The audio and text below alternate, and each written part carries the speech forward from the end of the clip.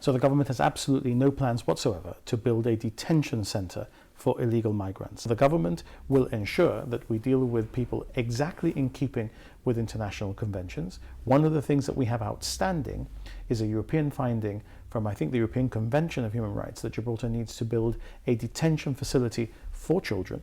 We have been trying to do that. This is extraordinarily difficult because Gibraltar, as you know, is a place where there is little space, and to build a detention facility in keeping with the rules that set out what such a detention facility must provide for, we must build it with an external area, we must build it with specific space for a specific number of children, with specific number of facilities, and that has, as at yet, eluded us because it's just physically so difficult to do. We've had 3 sets of plans that we've already pursued.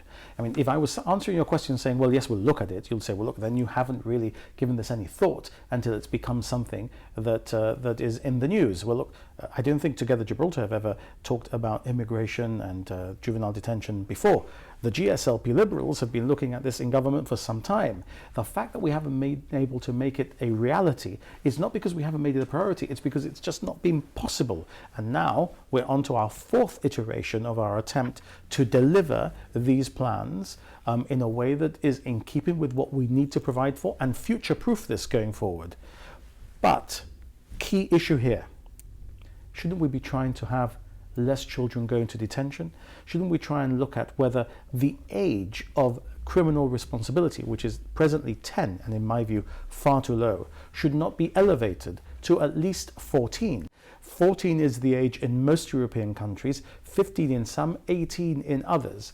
The way that we ensure that in the future people who have fallen foul of the criminal justice system when they are younger is not just by not putting them in a jail and having them in a juvenile detention facility.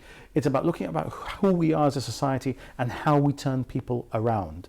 And that, I think, is far too complex to go into just in an interview of this sort, but I'd happily give you my thoughts on that in future if you want to.